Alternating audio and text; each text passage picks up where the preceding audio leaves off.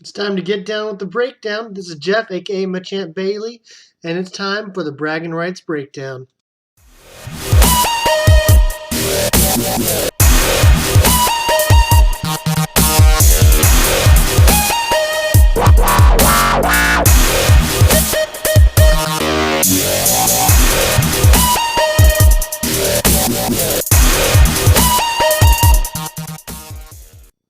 Hey everyone! So we have week 1 in the books for better or worse. So let's get to some of the injuries and news around the league. By the way, I'm sorry this video is coming out so late. I got mixed up. I thought yesterday was Tuesday, so I thought I had, anyway. Long story short, sorry it's coming out so late. So you'll have it probably about the same time. Actually, probably about halfway through Thursday Night Football. Anyway. On to the injuries and news around the league. Both Keenan Allen and RG3 are out for at least 8 weeks with major injuries. Look to replace them this week and moving forward for most of the year. You can try and hold on to them, but it probably makes more sense just to pick them up later on. In the vein of injuries, the refs have been getting a lot of flack for not calling helmet-to-helmet hits, especially during Thursday Night Broncos versus Panthers game. According to Dean Bledino, the VP of officiating, posture is the reason they're not calling a lot of these QB hits. If the QB tucks the ball, looks like they're running, they're not going to call it, even if they are in the pocket. And to me, this sounds like a lot of crap still. So they're still trying to even this out, and hopefully they can start protecting the quarterbacks a little bit more. Last but not least, CJ Spiller, the former fantasy phenom. I know I had him 2 years ago, and he had his breakout season. He has been released by the Saints, and only time will tell if he can get back to his old star status. Really, this is just going to be one of those things we find out about. On to the weekly awards. The first week of awards, I'm excited for this, all right? So, Juggernaut this week goes to the Fisters with 136.5 points. Good job there, girls. Kingslayer, obviously there's nothing here because no one has pulled ahead yet. For the Lombardi, however, Luke started Andrew Luck getting 35.5 points on his own, so fantastic start there.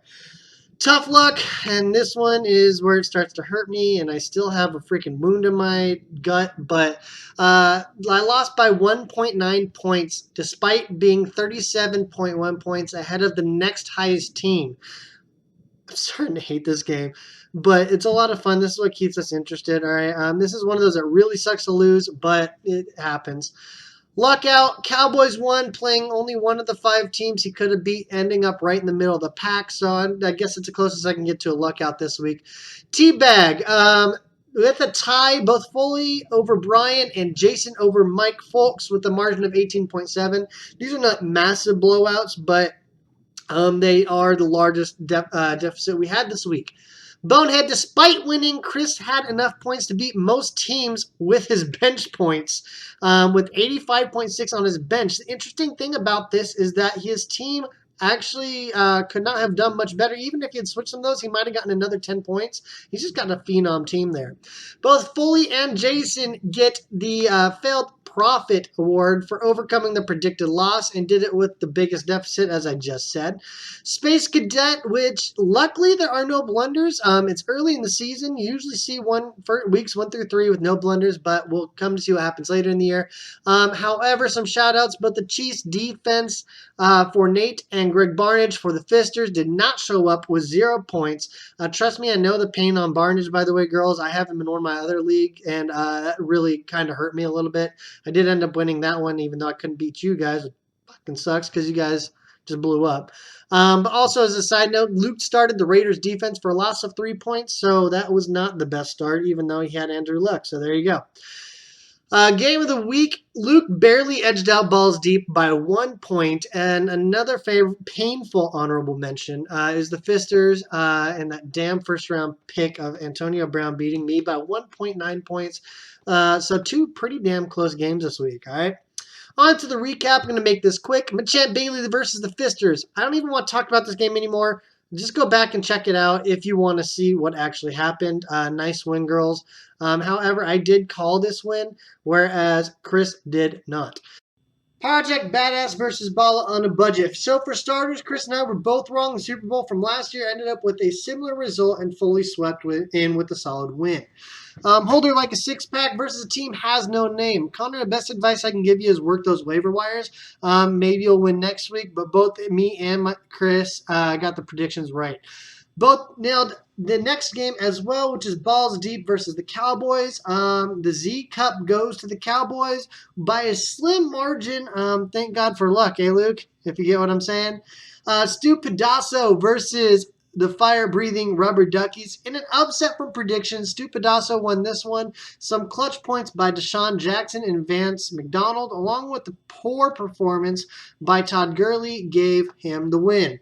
Beats by Ray versus Teenage Mutant Ninja Bortles. While this was close, a standout performance by D'Angelo Williams locked in a win for Nate. And Chris called this one perfectly. I did not. Final tally for predictions this week. Both me and Chris with 3 and 3. Join us next week for the predictions. I know I got several for this week. All right. That being said, here are this week's predictions. All right, Machamp Bailey versus Project Badass. Given near equal projections, this game looks difficult to call. However, I currently have an advantage near over every position according to the comparison. And we did have a trade that just went through that changes it a little bit. However, I still have to give a slight edge to myself due to the favorable matchups on the ground, especially at those running back positions. Tougher matchups for Foley's team. I'm actually going against my usual prediction. As you know, I typically don't pick myself, and I'm actually going to pick myself this week. Brian and Chris agree, while both Mike's and Nate are sticking with Mike on this game. Boab versus Six-Pack. I don't know what to say here unless Connor did some serious waiver wire work after writing this. Say that 10 times fast, by the way. But I do see him struggling again. Not to mention, Bala on a budget is looking for a rebound after a loss last week, and I doubt his team will tank again. He does have a pretty solid-looking team. This is a sweep with everyone taking Brian. There's nothing else to say there. The Fisters versus a team with no name or has no name, whatever. I think I'm looking forward to watching this one the most this week. The Fisters came out very strong the first week, which still makes me crawl into the fetal position every now and then. But Chris has the most promising team. Even though his team had a lot of bench points last week, like I said, he could have really only gotten another 10. He's just got a really solid, consistent team. It looks like, again, it's very early in the season to tell, but from last week, it looks like he just has a very stacked team. He's not going to see any points drop in the bye weeks. All right. It's not surprised that the girls have projections giving how the system works off of season stats, and seeing as we only have 1 week to go off of, everybody on their team is projected a little higher than normal. Honestly, though, this one's a complete toss-up because Chris does have an edge in the comparison. So if you're just to look purely at the stats on the site, it's a complete toss-up. I can't honestly choose this one. So I just want Chris to win as revenge for last week. So I'm going to go with him. Sorry, girls. You had a great game, though. Mike is siding with his girl on this game, along with Brian and Nate as well, while Chris and Foley are going to side with me with Chris's team. Again, you see, Chris doesn't really vote against himself often. Stu Pedasso versus the Balls Deep. Jason surprised me last week and seems to have a really good knowledge of his team and where their weaknesses and how they work. So after a full year of play, I really haven't seen anything spectacular out of Chris S. I'm sorry to say that, Chris, but you go up and down a lot. So I really got to give this prediction to Jason's favor. Both the predictions and comparison follow that suit.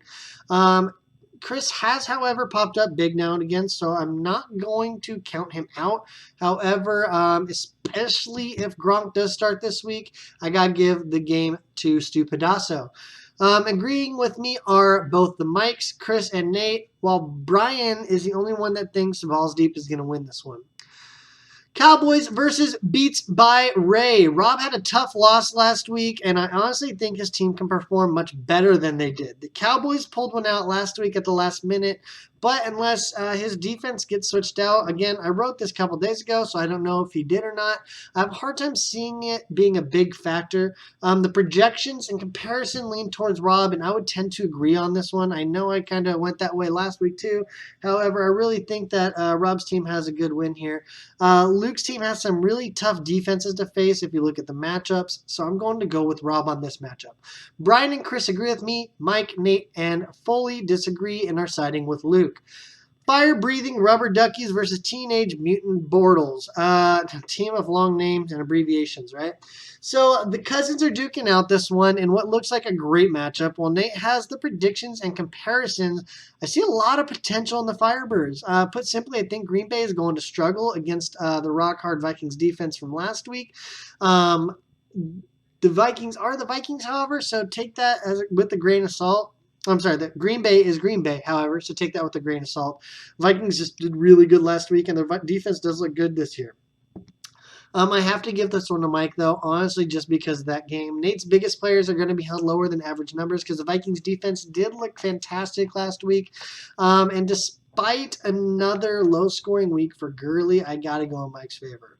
I doubt DeAngelo Williams will have another 30-point game, although if trends follow, he probably will because Le'Veon Bell does not look like he's still suspended. And DeAngelo typically does really good when he's gone, so we'll see.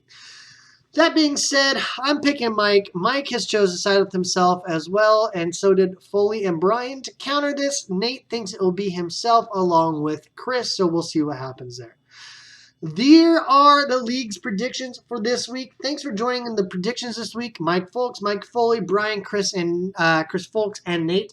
I forgot to post the poll last week. If you saw, I did it, I think 2 days ago now. So please let me know in the poll what you want to see out of these videos. Likewise, in the comments below, you can post those votes there, especially if you have more than one that you'd like to see. The big thing is obviously I can only put so many options. So if you have something else you want to see, you can do that, as well as you can only vote once per owner. So if you got something that you'd really like to see in these, please put it there in the comments below. Likewise, in the comments below, and I'll be changing up the poll come Monday. I'm thinking about breaking this into 2 shorter videos. Please let me know what you think about that. The second one would be the predictions. The first one would be more news, injuries, and recaps. So that being said, until next week, get those votes in both in the comments below and in the side poll, and I'll catch you downfield.